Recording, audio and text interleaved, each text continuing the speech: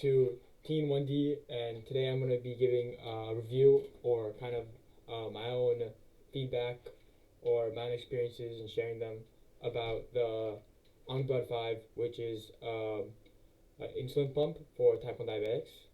So this is the case that it comes in. It comes in a box with 6 of these, and so here's the pump itself. It's pretty small, but it's definitely bigger than the CGM. It's not like the size of a penny or anything. It's pretty large, but compared to other pods, it is one of the smallest in the market. I think it's only beaten by the Tandem Mobi, which just recently came out. So and the Tandem Mobi is a tube pump. So in terms of tubeless pumps, this is the smallest one to date. So this is the smallest tubeless pump available, and it comes with a syringe here, and you get the syringe. You can fill it up with up to 200 units of insulin, and then you put it in the back of this.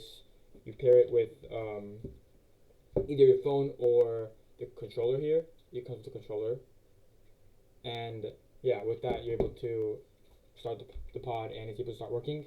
It has an automated mode and a manual mode. The automated mode automatically gives insulin based on the data, and the manual mode just has a set basal rate, and you can just bolus yourself. So yeah, first I'm gonna start talking about how how good it is at preventing low blood sugar. So how good it is at preventing low blood sugar, I think this is like a part where it really excels at. It's really good at preventing low blood sugar, as its algorithm I think is mainly designed or mainly trained to prevent low blood sugar actually. So pretty much when it's below 110, it will stop giving you or if it predicts that it's going to be going below 110 in the next hour or in the next half an hour based on trends the algorithm sees, it'll stop giving you insulin and in the basal, in the automatic mode. So yeah, I think most of the time this prevents lows, but it's not that lows can't happen obviously, especially with boluses and even the menu mode. I've seen this bug happen. It happened to me a couple of days ago, where let me check the base rates. So yeah, my blood sugar was like 100, and it was still giving me like 0.1 the automated mode, and then it was 90, it was still giving me 0.1, it was 80, still giving me 0.1, and then it still kept giving me insulin and until it was 50. No, until it was 70, it stopped giving me insulin, but then my blood sugar still ended up going until 50. So this is kind of weird because it's not normally this doesn't happen, but I don't know if it was a bug or something, but it was just something I wanted to point out as interesting and weird. And so yeah, because that was pretty much like a low blood sugar incident fully just caused because of the pod. So yeah, that was coming to me interesting. That never happened before, but it just something to point out. And so sometimes there could be bugs in the system, and it could keep giving insulin even if it's below 110, and even if it's trending downwards. So yeah, because that was like pretty much the sole cause to my low blood sugar. It gave me around like almost a unit when it was below 110. So yeah, that was pretty much the main cause of my blood sugar there. So that's the biggest complaint I have for that. But besides that, like one incident, I've seen it work really well for preventing low blood sugar. Now for a high, I have more complaints for a high blood sugar. I think unlike the Tandem Mobi or other competitors from the Tandem or other competitors for their pods, they have better at preventing high blood sugar in my opinion, as the automated mode is not aggressive enough at preventing highs. Many times I manually bolus. I end up having to manually bolus like a unit or two if it goes high, because once it goes up, it cannot really bring it down that easily. It like a lot of times it goes to 200, 220, 230, 240, 250, even 300, and it's just giving like 0.1, 0.15, 0. Yeah, it's giving really low amounts. So yeah, it's not giving enough to bring it back down. So a lot of times I have to manually bolus, which is it's okay for me, but for someone who might not want to have to spend that much time coming into the pod and manually bolusing, it could be something that's like pretty bad and something that just takes a lot of time, and it's something that people might not want to do. So yeah, that's a pretty big issue. For me, it's worked out. I have like a 90+% time in range with the Omnipod, but that's mainly because I feel like I'm on top of things many times. But for someone who may not be constantly checking their blood sugar, it's not really good at correcting and overriding highs and giving insulin for highs and lowering your blood sugar.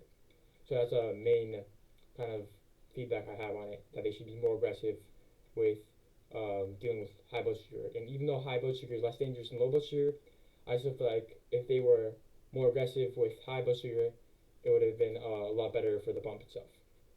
Now let's move to the adhesiveness. The adhesiveness is overall really good. I feel like it sticks on pretty darn well. I would say it's almost the same as, I think it's actually even better than the Dexcom one. However, it is larger, so it's easier to come off. It's easier to be able to rip it off. So especially when in the water, I've had it come off like when, I don't know, swimming. So it can definitely come off, especially easier in the water. However, I feel like it is, especially since the fact that it's not tubeless, makes it really good. I went to the beach in Turkey for over a month, and it was perfectly fine most of the times. It obviously came out one time or twice, but I feel like that's really good still, just for the fact that you can actually use it in the water, and you don't have to take it off and put it back in. So that was like really a plus, because it could keep functioning, and I didn't have to take it off in the water, and it was really actually resistant too. It's like I was diving really deep, and it was still functioning perfectly fine afterwards. So yeah, I'm really happy with that part of it. It's really good for beach setting or the water setting. The adhesive can fall off though, so I would be careful on that.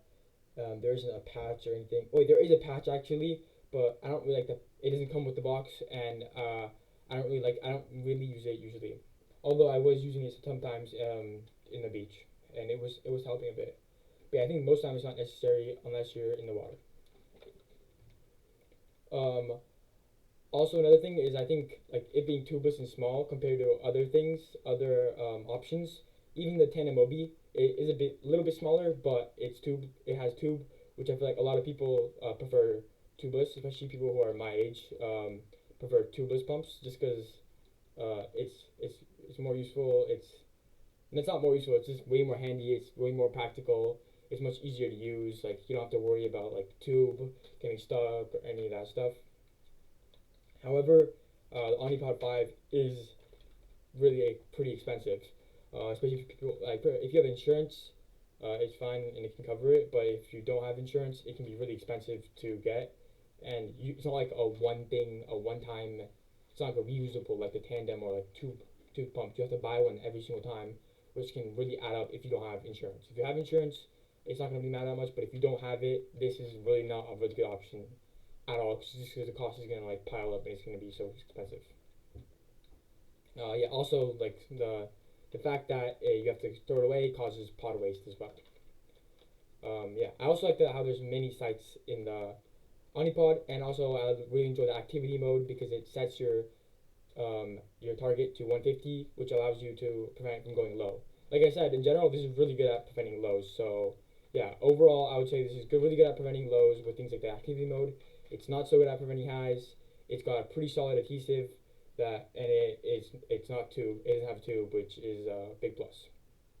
And yeah, also it has sometimes it has connectivity errors, which is also a negative. Sometimes I'd have to take a pot off, put it back in, and get a new one because it wasn't able to connect. So that's also a con, I would say. And there's no like way to fix it or DIY it like there